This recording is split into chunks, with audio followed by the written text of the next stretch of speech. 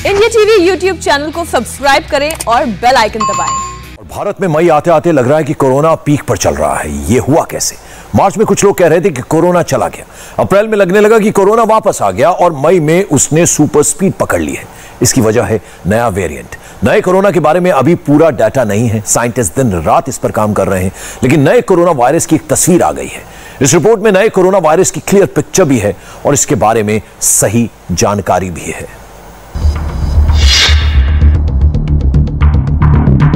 200 से ज्यादा देशों के वायरोलॉजिस्ट, माइक्रोबायोलॉजिस्ट और टॉप साइंटिस्ट इस एक तस्वीर को बहुत गौर से देख रहे हैं। वी शेप के लाल और नीले रंग के स्ट्रक्चर में ऐसा क्या खास है? आप भी जानना चाहते होंगे कि ये क्या है, इसका ब्लू हिस्सा क्या है और लाल वाले हिस्से में क्या खास है।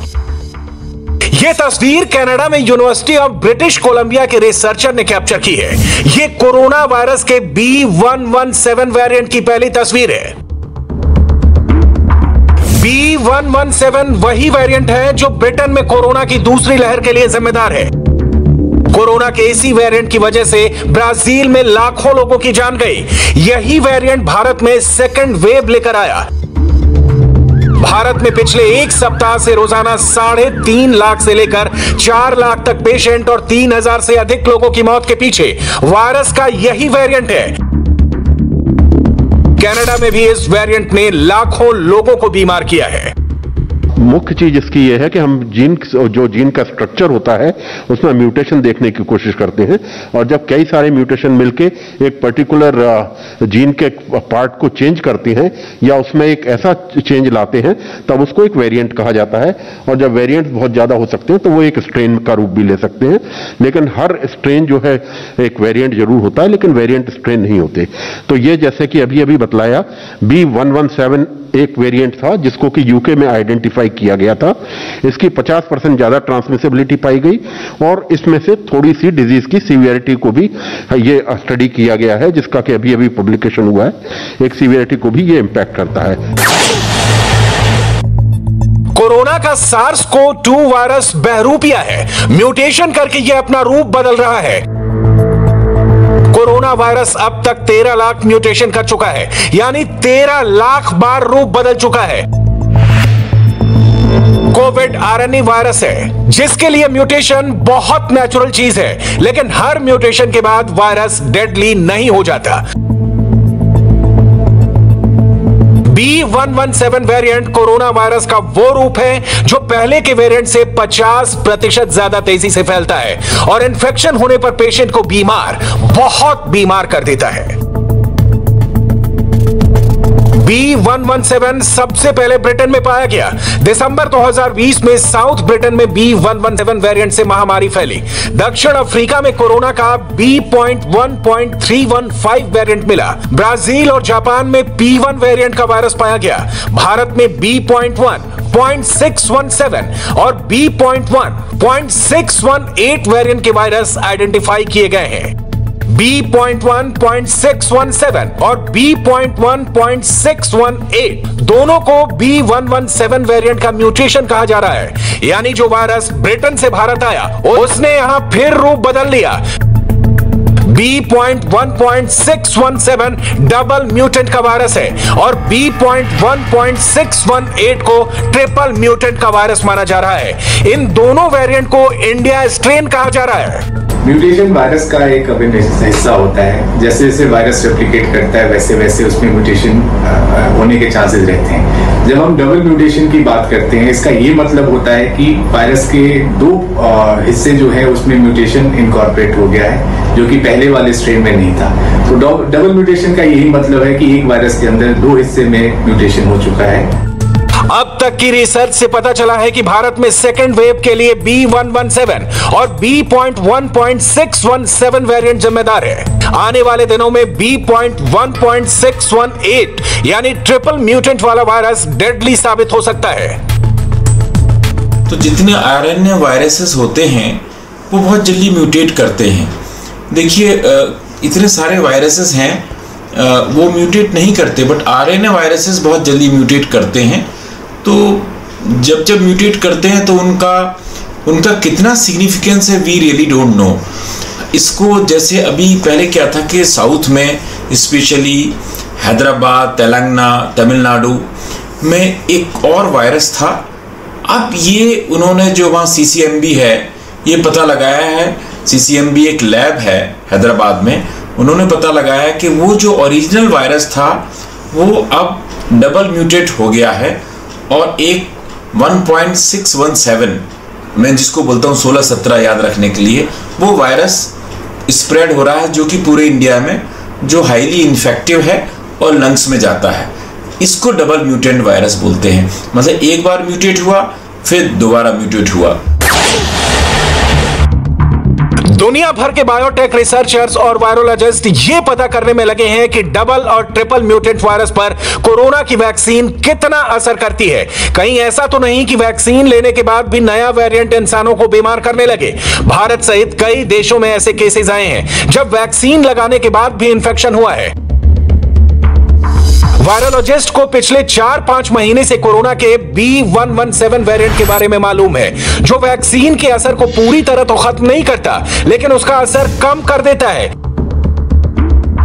यह कैसा दिखता है, इसकी तस्वीर पहली बार कैप्चर की गई है। रिसर्चर्स ने क्रायो इलेक्ट्रॉन माइक्रोस्कोपी का इस्तेमाल करके यह तस्वीर तैयार की है। यह वायरस इतना छोटा है कि पिन की नोक पर B117 वेरिएंट के 1 लाख से ज्यादा वायरस मौजूद हो सकते हैं। इस तस्वीर में ब्लू रंग का हिस्सा N501Y स्पाइक प्रोटीन म्यूटेंट का है और लाल वाला हिस्सा ACE2 रिसेप्टर है। स्पाइक प्रोटीन वायरस का वो हिस्सा होता है जो इन्फेक्शन की शुरुआत करता है। इस तस्वीर को देखें तो ब्लू वाला हिस्सा ही इन्फेक्शन का दरवाजा खोलता है। कैम्ब्रिज यूनिवर्सिटी के साइंटिस्ट के मुताबिक B117 वेरिएंट में आया म्यूटेशन वायरस के वैक्सीन से बच निकलने में, यानी वैक्सीन लगने के बाद भी इसके असर से बचने में कामयाब हो सकता है। मतलब है कि रूप बदलने के बाद कोरोना का नया वेरिएंट वैक्सीन लगे व्यक्ति को भी संक्रमित कर सकता है। भारतीय साइंटिस्ट ने 2 महीने तक के क्लिनिकल एविडेंस जुटाए, जिसके बाद सरकार ने आधिकारिक तौर पर मान लिया है कि भारत में कोरोना की जो दूसरी लहर आई है उसके लिए B.1.617 यानी डबल म्यूटेंट जिम्मेदार है। कोरोना वायरस का यह वेरिएंट सबसे पहले महाराष्ट्र में फैलना शुरू हुआ था, फिर उसने दूसरे राज्यों को भी अपने चपेट में ले लिया। B.1.617 का ट्रांसमिशन फास्ट है, बंद कमरे या हॉल में ये एयरबॉर्न हो सकता है, यानी B.1.617 वेरिएंट वायरस हवा में भी हो सकता है। किसी चीज को छुए बिना भी B.1.617 चपेट में ले सकता है। इसका स्पाइक प्रोटीन बहुत जल्दी एक्टिव होता है। पेशेंट के फेफड़े में इसकी संख्या तेजी से बढ़ती है, इसलिए मरीज की हालत तुरंत बिगड़ जाती है। कुछ ही घंटे में ऑक्सीजन कंसंट्रेशन गिर जाता है, जिसके बाद मरीज को तुरंत ऑक्सीजन देने की जरूरत पड़ती है। सबसे खतरनाक बात यह है कि वैक्सीन लगाने के बाद शरीर में वायरस को खत्म करने के लिए जो एंटीबॉडी बनती है, डबल म्यूटेंट B.1.617 वायरस पर उन एंटीबॉडीज का असर थोड़ा कम हो सकता है। ऐसे में वैक्सीन लगाने के बाद भी इंफेक्शन हो सकता है। अच्छी बात यह है कि made in India Covaxin B.1.617 variant पर भी असर करती है, यानी Covaxin double mutant B.1.617 variant को भी इफेक्टिवली रोक सकती है। तो जितने आरएनए वायरसेस होते हैं वो बहुत जल्दी म्यूटेट करते हैं। देखिए इतने सारे वायरसेस हैं वो म्यूटेट नहीं करते, बट आरएनए वायरसेस बहुत जल्दी म्यूटेट करते हैं। तो जब म्यूटेट करते हैं तो उनका कितना सिग्निफिकेंस है वी रियली डोंट नो। इसको जैसे अभी पहले क्या था कि साउथ में स्पेशली हैदराबाद, तेलंगाना, तमिलनाडु में एक और वायरस था। अब ये उन्होंने जो वहाँ CCMB है ये पता लगाया है, CCMB एक लैब है हैदराबाद में, उन्होंने पता लगाया कि वो जो ओरिजिनल वायरस था वो अब डबल म्यूटेट हो गया है और एक 1.617 मैं जिसको बोलता हूँ 16-17 याद रखने के लिए, वो वायरस स्प्रेड हो रहा है जो कि पूरे इंडिया में जो हाईली इन्फेक्टिव है और लंग्स में जाता है। इसको डबल म्यूटेंट वायरस बोलते हैं। मतलब एक बार म्यूटेट हुआ फिर दोबारा म्यूटेट हुआ। अब सवाल यह है कि अगर वैक्सीन लगाने के बाद भी इंफेक्शन हो सकता है तो उपाय क्या है? इस सवाल का जवाब यह है कि वैक्सीन का विकल्प नहीं है, वैक्सीनेशन जरूरी है, क्योंकि वायरस से लड़ने के लिए जिस एंटीबॉडी की जरूरत है वो वैक्सीन से ही मिल सकती है। जैसे जैसे वायरस में म्यूटेशन होता जाएगा, हमें नेक्स्ट जनरेशन वैक्सीन के बारे में सोचना होगा जो नए वेरिएंट से निपटने में कारगर हो सकता है कि 6-8 महीने के बाद नई वैक्सीन का बूस्टर डोज लेना पड़े।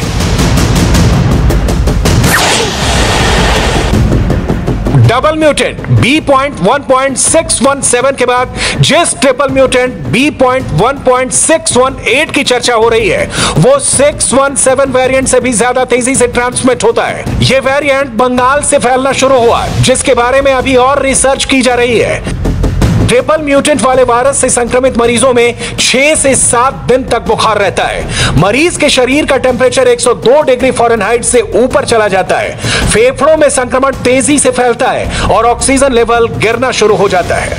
कि जब तक कोई भी कंट्री इससे इन्फेक्टेड है तब तक हम अपने देश को सेफ नहीं मान सकते। तो इस पर्टिकुलर म्यूटेशन का, वेरिएंट का और सर्ज का एक बहुत बड़ा इंटरनेशनल रेमिफिकेशन भी है, क्योंकि हम IHR के सिग्नेटरी हैं। इसलिए हमारी जिम्मेदारी बनती है कि हम अपने देश में जो हो रहा है वो हम दूसरे देश वालों से साझा करें और दूसरे देश की जानकारी को साझा करके अपने देश में देखें कि वो किस प्रकार का हम लोगों को इम्पैक्ट दे रहा है। भारत में अभी रोजाना करीब 3.5 लाख नए केस आ रहे हैं। एक्टिव मरीजों की तादाद 35 लाख से ज्यादा है। अभी डबल म्यूटेंट तेजी से फैल रहा है, लेकिन अगर ट्रिपल म्यूटेंट फैलना शुरू हुआ तो इसे रोकना मुश्किल हो जाएगा। उपाय सावधानी में है, क्योंकि वायरस की चेन तोड़ने के लिए मास्क, सोशल डिस्टेंसिंग और वैक्सीन के अलावा कोई उपाय नहीं है। नमस्ते, मैं हूं मीनाक्षी जोशी। वीडियो और खबरों से अपडेट रहने के लिए India TV YouTube channel subscribe करें, बेल आइकन दबाना ना भूलें। जुड़े रहें इंडिया टीवी के साथ।